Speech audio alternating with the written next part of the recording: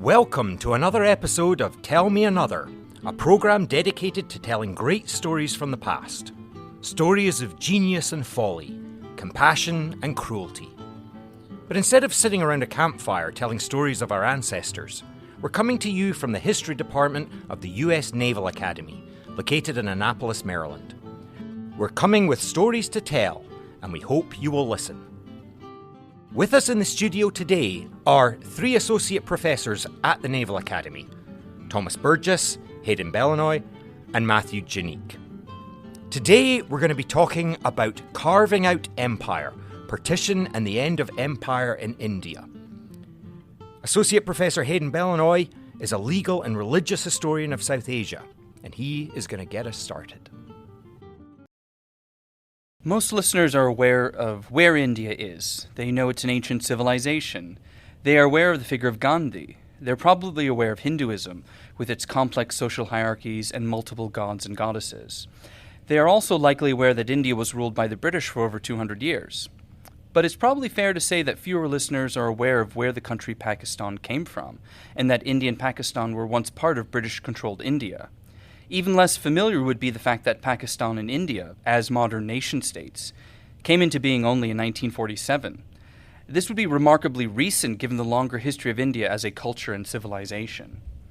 This discussion aims to introduce our listeners to one of the most traumatic and often overshadowed events of the mid-20th century, the partition of colonial India into two separate nation-states, India and Pakistan.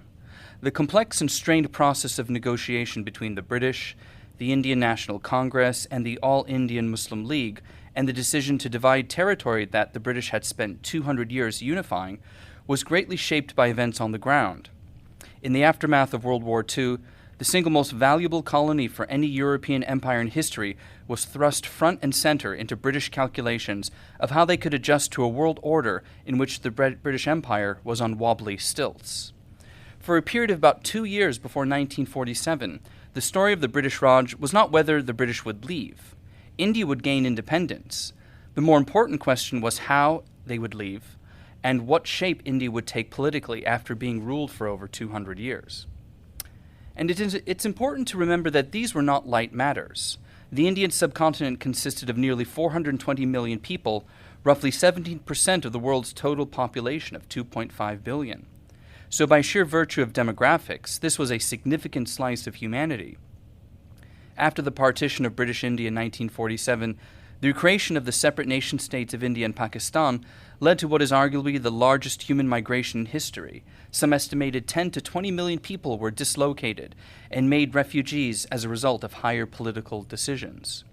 A further estimated 500,000 to upwards of possibly 3 million were killed as a result of the partition and accompanying violence. Coupled with the wartime economic dislocations as a result of being a British colony during World War II, and coupled with the horrific Bengal famine of 1943, the sheer number of humans killed, injured, and displaced was no less significant than what was horrifyingly taking place in Europe at roughly the same time.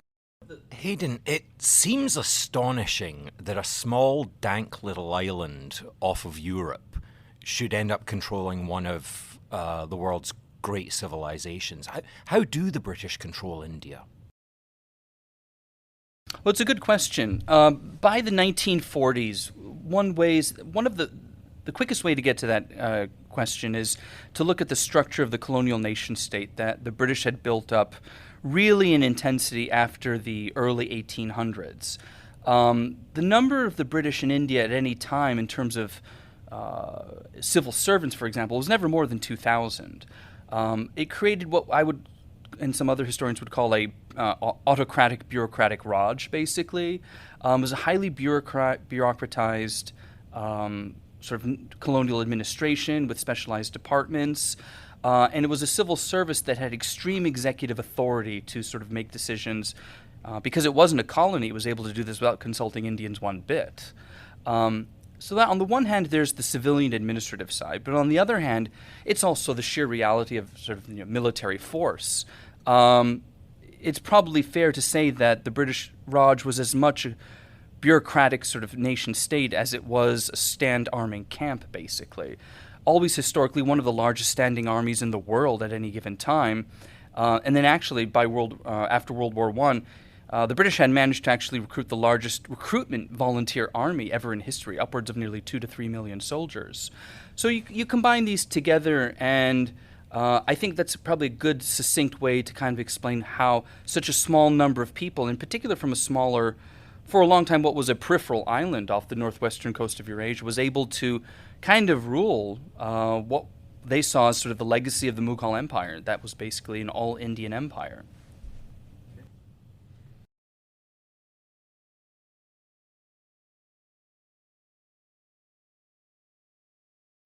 Here it helps to have a look into the personalities of the major players involved in what we would call the last act of the Raj. For their personalities, backgrounds, and combined experiences shaped their political posturing, their reaction to proposals from the British, and their competition among each other for what a future independent Indian state would look like. Let's start with Jawaharlal Nehru. Born into a Kashmiri Brahmin family of Pandits, or religious scholars, who had settled in Allahabad, Nehru was born into a political life. His father, Motilal Nehru, was an early member of the Indian National Congress Party and an early constitutional nationalist, advocating effectively for the Irish equivalent of home rule for India within the British Empire. Notably, Motilal also owned the very first automobile in the important North Indian city of Allahabad. The Nehru family were very much modernists who benefited from the colonial connection. Both Jawaharlal and his father received an English education, with the former going through a very traditional elite trajectory of schooling, Rugby boarding school in England and then on to Cambridge University. Like so many of his nationalist peers, Jawaharlal was also trained as and became a lawyer. And while he hailed from a very elite Brahmin family, it would be fair to characterize Nehru's outlook as fairly agnostic. He often referred to himself as a scientific humanist, and very much took a modern, almost Protestant type approach towards Hinduism, and supported reforms to what he considered superstitious practices and traditions, such as child marriage and caste discrimination. In a way, it would be fair to characterize Nehru as a very professor-type intellectual. He read widely and wrote scholarly comparisons of Hinduism, Islam, and Christianity. And it's perhaps this very broad, liberal outlook that shaped his view towards religious dogma and religious community. He very much envisioned India becoming a secular, independent nation that would nevertheless account for the diversity of India's religious and spiritual traditions. From one perspective, Nehru was very much a visionary, which is suggested in his 1942 monograph, The Discovery of India. In terms of his demeanor, Nehru often cast a magnetic charm upon women he encountered, and female European photographers found Nehru quite handsome and alluring. Now let's turn to Muhammad Ali Jinnah. Born into an Ismaili Shia Muslim family from Bombay, Jinnah was surrounded by a very religiously and culturally cosmopolitan landscape. At the age of 19, he became the youngest Indian to be called to the bar in England. And a year later, he became one of the youngest English-trained barristers in Bombay, and indeed the only Muslim lawyer in the entire city. Possessing a somewhat aloof and removed personality, Jinnah was also a very cold and calculating political strategist. In his formative years, it became very clear that Jinnah was anything but an austere, devoted, and pious Muslim. He was known for wearing the most finely tailored suits ordered from Savile Row in London. He drank single malt whiskies that were no less than 15 years distilled. He was a perennial chain smoker, which in hindsight we think exacerbated his tuberculosis diagnosis in the 1930s. And he once repaid a dear friend's favor by copulating with that very same friend's 16-year-old daughter. And we can already see the irony here. The future leader of a state that would normally be defined by its Muslim religious identity fell well short of the mark of what constituted a pious Muslim. And while he shared with Nehru a modernist outlook and was anything but personally religious, unlike Nehru, he was willing to employ the forces of religious politics and passion in order to achieve political ends. It's also important to state that Jinnah and other Indian Hindu nationalist leaders were cut from the same cloth and shared many same experiences. Jinnah originally joined the Congress Party, but he was also a member of the All India Muslim League. It would be fair to characterize Jinnah as representative of the moderate, old-guard leadership of the Indian Congress Party that effectively wanted home rule for India within the British Empire. But it was a party that also very much envisioned a secular, constitutional framework for India, which recognized and gave equity to all of India's religious communities, Muslims included. Vallabhbhai Patel, also known as the Sardar or chief, was less visionary than Jinnah and Nehru, and yet possessed a real stoic streak. Like his nationalist peers, he was also called to the bar, but did not travel to London and was far removed from elite English-speaking circles.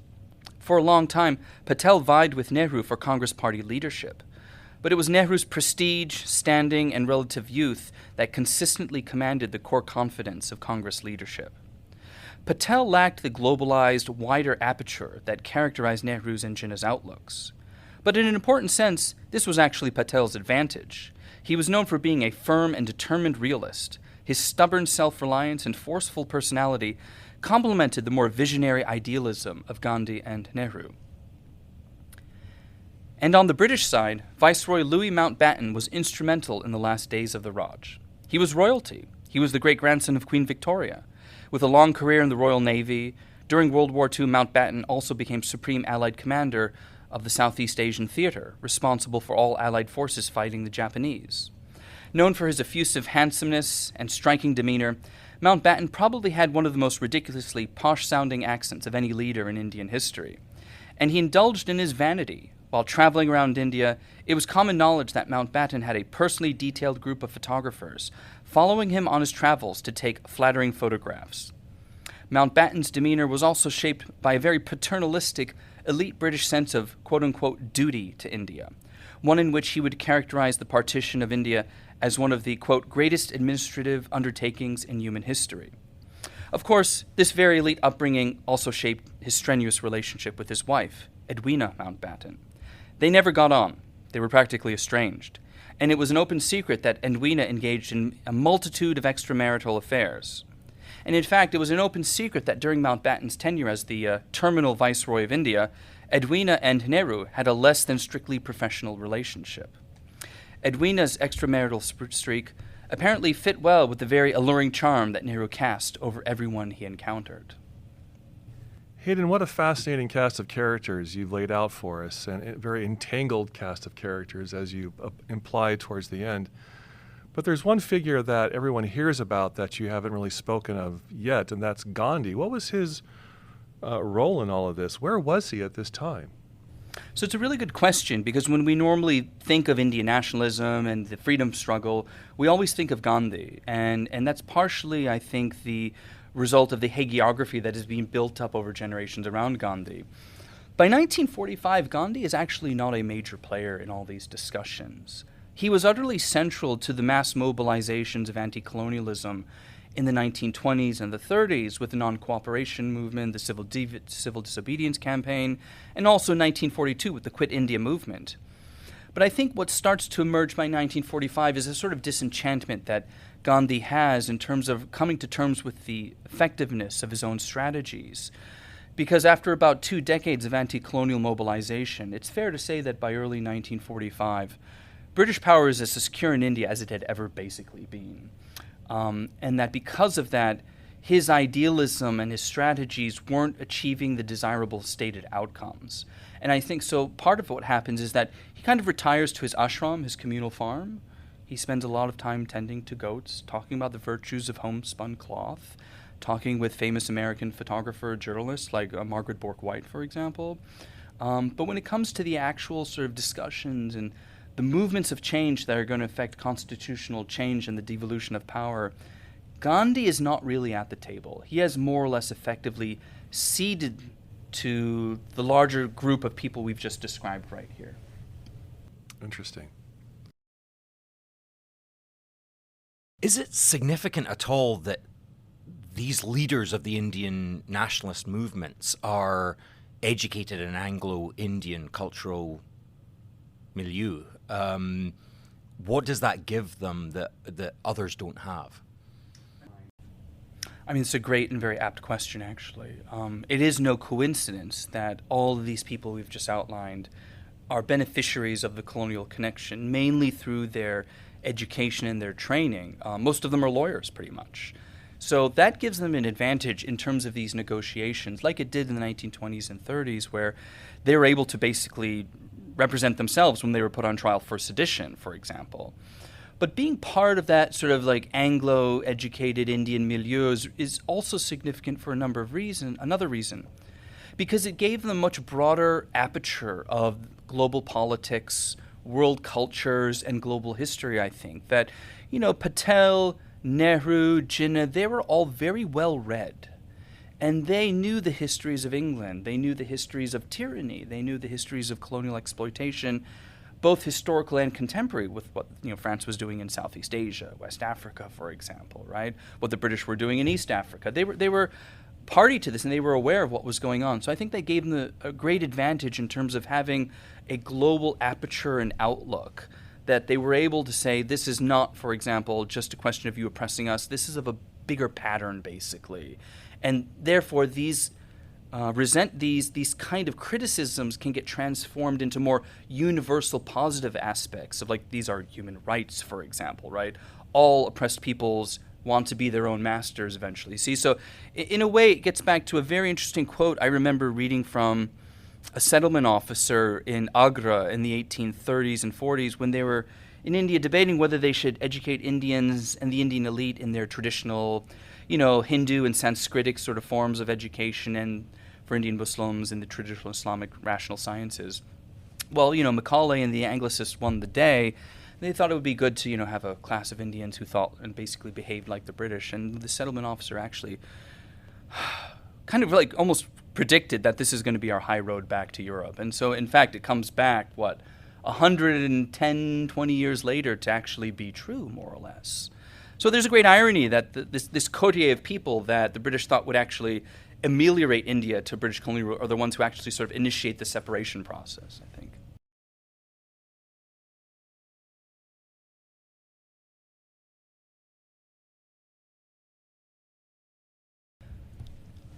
Let's use 1939 as a starting point for a quick background survey. By August that year, the British had more or less successfully blunted, at least for the short term, two major rounds of anti-colonial mobilization. The first was the non-cooperation movement of the early 1920s, and the second was the civil disobedience campaign of the 1930s, the latter of which involved the famous Salt March, in which Gandhi undertook a nearly 240-mile march to the town of Dandi on the west coast of India. And though the oft-trumpeted moral authority of the British had been seriously undermined, constitutionally the British were able to stave off major challenges to their rule. The 1935 Government of India Act, passed unilaterally by Parliament with no Indian input, drew in moderate Indian nationalists who wanted to pursue a constitutional route to further self-governance. And it allowed Indians to vote, importantly, in provincial elections and foreign ministries in areas of government that were not deemed essential to British authority, such as education and public works. The Indian National Congress Party actually swept the 1937 elections, and to any casual observer, a strange, if not eerie, stability characterized the British Raj by 1939. But of course, the outbreak of global war changed everything. India was at war with no say of their own, and the manpower, materials, and wealth of India were marshaled on a level unparalleled in the colonial era. The Congress Party offered the British support for the war in return for guaranteed concessions towards further self-government, or Swaraj. On the other hand, the All India Muslim League, led by Muhammad Ali Jinnah, claimed to represent the interests of India's Muslims, the second largest religious minority in India, and he had become increasingly wary of what he perceived to be a Hindu-dominated Congress Party, which would not account for the concerns of the Muslim minority in what was anticipated to be a future independent India. When the British offered no concessions for support of the war effort, in 1942 the Congress Party launched the Quit India movement. It was the single largest uprising against British authority since the Indian Rebellion of 1857. And it was actually in this movement that Gandhi decided that the moral niceties of nonviolence could be disposed of temporarily. He preferred what he called natural Indian anarchy to British-ordered anarchy. But the uprising was quelled within 8 months. Meanwhile, and particularly important for future partition of India, the Muslim League did not participate in the Quit India campaign and quietly worked with the British throughout the war. And we will see that afterwards this gave them immense leverage when it came to the constitutional negotiations for transferring power. By the autumn of 1945, Britain had won the war and still ruled India. But that rule was coming under increasing strain very quickly, and the inherent contradictions of colonial rule were quickly bubbling to the surface. The Indian Army had for generations been the final guarantor of British power and authority in India. But Indian soldiers who had been captured by the Japanese and recruited to march on Delhi with Japanese help were tried with the crime of waging war against the Emperor King. Treason. This provoked incredibly intense criticism from across the Indian public. The British were further embarrassed when prominent Indian nationalist leaders, such as Nehru himself, offered free legal defense for the soldiers. In 1946, in February, there was actually an insurrection of Indian naval officers and personnel that started in Bombay and spread to Karachi and Kolkata. Nearly 20,000 sailors on 80 ships protested against deteriorating conditions, rations, and pay, and they gained support from the Indian Communist Party, an ominous sign to the British, no doubt. Thus, the last guarantor of British authority, the Indian Armed Services under British command, could no longer be relied upon. Newly elected British Prime Minister Clement Attlee noted in his weekly intelligence report that, quote, the Indian Army, Navy, and Air Force units were no longer trustworthy, and, for the Army, only day-to-day estimates of steadiness could be made. The situation has thus been deemed the point of no return. Pretty sobering stuff.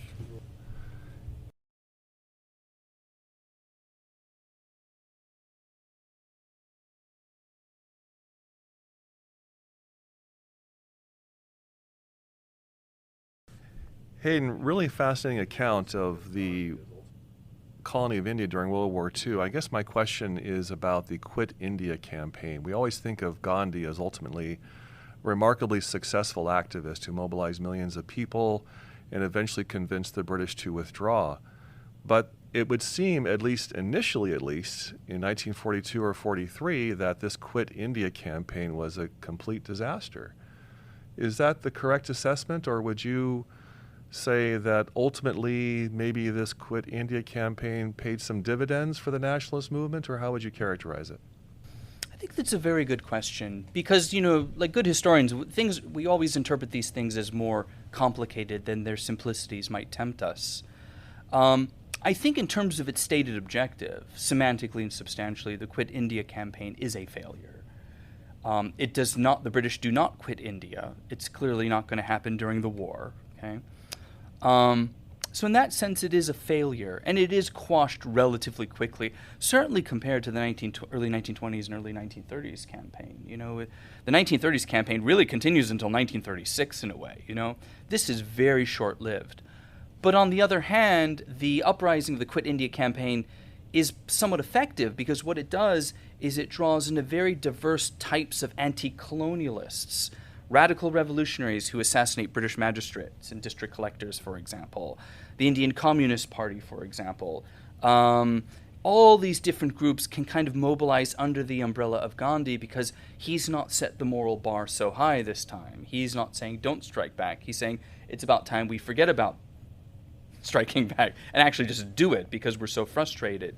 And I think what you do see by the end of 1942, though, is an emergent consensus among the British civil service in India that particularly a newer generation of civil servants who don't come from the elite sort of, upbringing of Oxford and Cambridge, they come from more what we'd call red brick universities, and they come from a less elite background and pedigree, and they're moderately more sympathetic with Indians, and they come to the conclusion pretty quickly that we cannot keep repeating this decade after decade after decade. And I think the Quit India campaign does draw some of that out. So it depends what we mean by success or failure. The semantics are also very substantial.